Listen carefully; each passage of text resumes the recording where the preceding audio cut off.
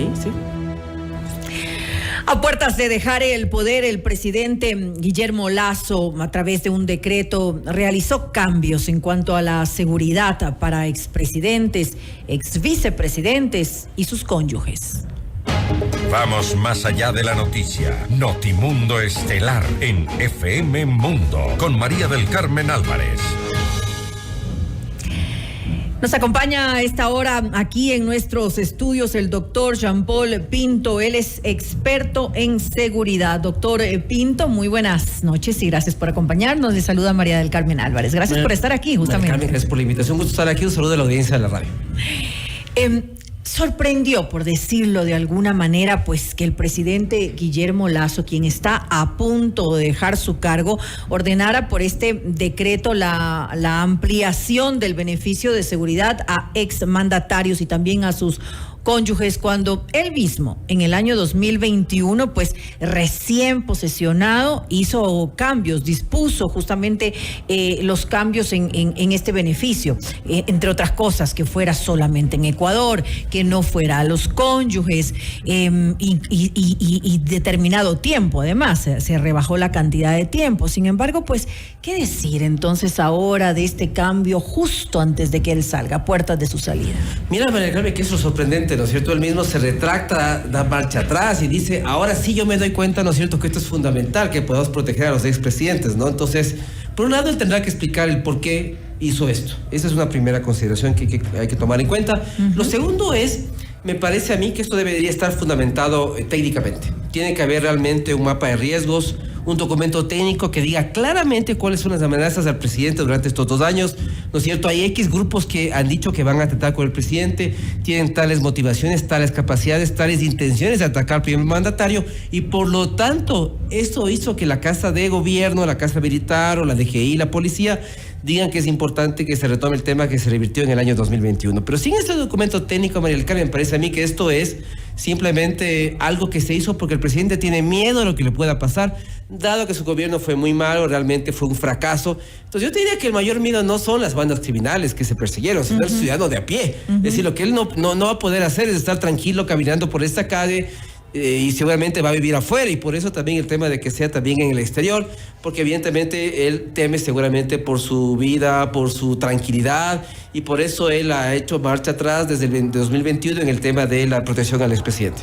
Ahora, en su momento lo que se había dicho es que lo que se estaba tratando era de optimizar, de dar buen uso a los recursos públicos, justamente eso, el que se necesite seguridad para el exterior. Estamos hablando de movilizar pues a todo el personal de seguridad. Son costos bastante altos y ahora pues ya como que no importa mucho los recursos públicos, claro, para el presidente de la República. Exacto. Cuando miramos casos internacionales, por ejemplo el caso francés, se normó porque justamente había abusos, había privilegios. Así es. Entonces, en el caso francés, por ejemplo, había una carta, simplemente una carta reservada, donde el presidente Mitterrand decía, el presidente debe tener seguridad, un apartamento que le paga el Estado, un chofer, un vehículo. Y realmente eso fue denunciado en su momento, y después se normó justamente para darle al presidente cierta seguridad, pero acotada. Y además fundamentada en un documento técnico donde se avala que hay riesgos de amenazas, ¿sí? Lo que hablábamos hace un momento. Hablamos de Finlandia, por ejemplo. Debe estar fundamentado. Fundamentado, porque ponte otro caso. Finlandia, por ejemplo. En Finlandia sería inconcebible que el primer ministro saliente tenga guardaespaldas, carros blindados bajo su seguridad. Eso no existe. Él no tiene nada. En Uruguay igual.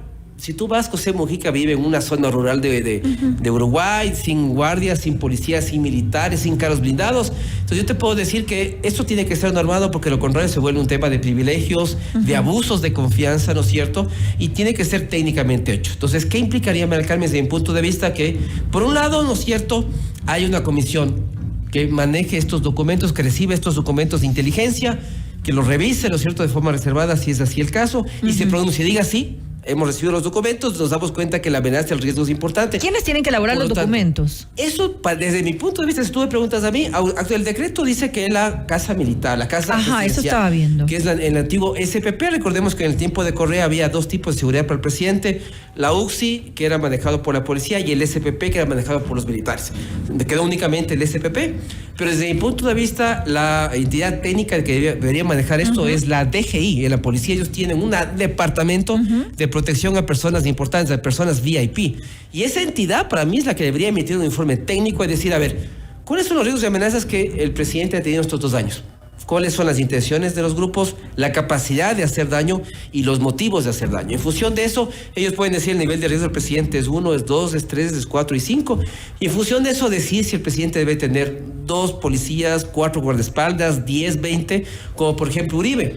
En Colombia Uribe tiene un dispositivo de más de 100 personas de seguridad, tiene 5 carros blindados bajo su control, y esto desde hace años que él dejó de ser presidente de Colombia. Entonces, pero y sigue teniendo sus beneficios. Sigue teniendo y los tendrá de por vida porque se justifica, porque hay mucha gente que quiere atentar contra el presidente Uribe, pero en el caso nuestro me parece a mí que estamos muy lejos de eso. Que está muy exagerado. Ahora, el tema de los plazos, por ejemplo, que antes se habían reducido a 1 año, era para los expresidentes, solamente para ellos, no cónyuges, y era 6 meses para el ex vicepresidente. Perdón, sí, 6 meses para el ex vicepresidente, 1 año para el expresidente. Y ahora se ha duplicado esa cantidad de tiempo. ¿Amerita también 2 años para el expresidente? Es decir, ahorita solamente él tendría ese beneficio, además. Claro, mira, ¿qué es lo que te digo? Este informe técnico debería recomendar eso, el tiempo. El tiempo, entonces, exacto. El tiempo no debería estar tampoco normado. Es decir, el tiempo podría decir, ¿no es cierto? La amenaza es nivel 2, entonces 1 año. La amenaza es nivel 3, entonces 5. La amenaza es nivel 4, 10 años. Mira que el Servicio Secreto de Estados Unidos es de por vida. Ellos cuidan de por vida a sus expresidentes. Mira que ellos ni siquiera tienen la posibilidad de manejar en una gran autopista. No reciben correos ni paquetes. Ese servicio secreto, ¿quién lo recibe por ellos para evitar cualquier tipo de atentado o de amenaza o lo que sea? Entonces, es lo que te digo. Lo que es fundamental aquí es un documento técnico. Y en ese documento técnico... O sea, sí podría estar justificado en todo caso. Es que si el documento técnico te dice que la amenaza es de 4/5, evidentemente que debería tener el expresidente y su ex vicepresidente un dispositivo de 10 hombres armados, 2 carros blindados, pero eso nos va a decir el documento. Claro. En función del nivel de riesgo, aumenta el número de personal, de carros, de personas asignadas, etcétera, en función de la amenaza que enfrentamos. Pero yo creo que aquí no hay transparencia. Si el presidente realmente no quiere sufrir otro revés como el que ha hecho su gobierno, debería transparentar el por qué cambió su decisión. ¿Fundamentado en qué? Mostrar el documento, quién lo analizó, quién lo revisó y por qué la decisión se revirtió justamente. Que haya transparencia, por lo menos, para haber tomado esta decisión. Ahora, el presidente entrante, Daniel Noboa, podría revertir esta decisión. Por supuesto. Mira que yo la pregunta que me hacía en la mañana es si realmente esta decisión fue consensuada. Porque estamos a 3 semanas del fin del gobierno. Es irresponsable que no le haya al menos comentado al nuevo presidente sobre lo que pensaba hacer y saber lo que el presidente Noboa pensaba del tema, ¿no es cierto? Porque él tal vez decía, me parece apresurado, mejor dejemos ahí, yo lo decido, yo lo analizo con una comisión técnica y luego resuelvo. Pero a 3 semanas me parece un tema muy irresponsable. Además, María del Carmen, hay otra cosa que considerar. Yo creo que el expresidente tiene toda la plata del mundo para pagarse su guardia privada y seguramente ya la tenía antes y la tiene ahora. ¿Por qué el pueblo ecuatoriano tiene que pagar de sus escasos recursos a una persona que tiene todo el dinero del mundo para tener la mejor seguridad privada del mundo? Es cierto que las amenazas que él tiene son de su función en la función pública, y eso estoy de acuerdo, el gobierno le tiene que proteger. Pero él tiene la capacidad de hacerlo por cuenta propia. Estamos en crisis, en un déficit. Eso iba a decir, el presidente debió haber dicho, momentos, miren, ecuatorianos, voy a hacer un gesto noble de mi parte, tengo la capacidad de pagarme yo esa seguridad. Esto será desde el nuevo presidente y Noboa decidirá si la quiere o no, o la delega para el siguiente presidente. Entonces es lo que debía haber hecho, pero hacerlo de esa forma me parece que es absolutamente irresponsable y realmente es otro fracaso del gobierno en curso. Ya, sumando entonces. En todo caso, lo que decíamos al inicio de esta entrevista, tal vez el presidente Guillermo Lasso no va a tener la tranquilidad de salir a tomarse un café, de ir a cenar a un restaurante, porque tiene miedo no de la delincuencia, no de los delincuentes como tal, sino de la gente de a pie, de lo que pueda suceder en esos momentos cuando se encuentren con él. Exacto, mira que si el decreto estuvo hecho en ese sentido, yo diría que más bien Zapata, Salinas deberían tener un dispositivo durante al menos unos 10 años. Eso sí, porque fueron los operativos de combate a la criminalidad. Pero en estos 2 años nunca nos han comunicado que el presidente haya sido víctima de algún tipo de amenaza, sea en el teléfono, en un mail, en un sitio web, en alguna cosa. Nunca. Y de repente de la nada sale que sí, que ahora hay que repetirlo de 2021 porque hay amenazas. Yo creo que como tú bien señalas, la amenaza, lo que él le tiene miedo no es a los choneros, a los tiguerones, le tiene miedo al ciudadano de a pie, que si él se sienta en una cafetería o un restaurante no lo van a dejar comer en paz, le van a increpar, tal vez lo van a querer hacer algo físico, y eso es lo que más miedo le tiene.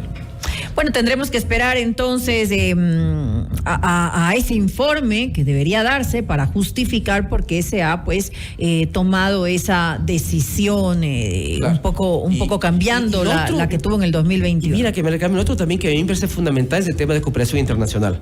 Veamos los ejemplos internacionales. Colombia es un caso aparte, México es otro, claro, por ejemplo. Claro, es totalmente distinto. Manuel López Obrador en México, por ejemplo, normó eso hace un par de años porque los expresidentes tenían como 80 personas como dispositivo de seguridad y lo bajó a 8. Ellos tienen 8 personas a su cargo. Entonces, otra recomendación sería que los gobiernos también puedan asesorarse con gobiernos pares, mexicanos, colombianos, de niveles de seguridad más o menos como los nuestros, y ver qué han hecho ellos y en función de eso también decidir qué política pública se va a hacer al respecto. Pero como te digo, basado en temas técnicos fundamentados y no simplemente en el temor de qué va a pasar cuando yo deje de ser presidente. Esa es la forma en la que debería darse esta decisión. Gracias nuevamente al doctor Jean-Paul Pinto, experto en seguridad, por acompañarnos en este espacio informativo. Gracias, María del Carmen. Un saludo a toda la audiencia de la radio. Una buena noche.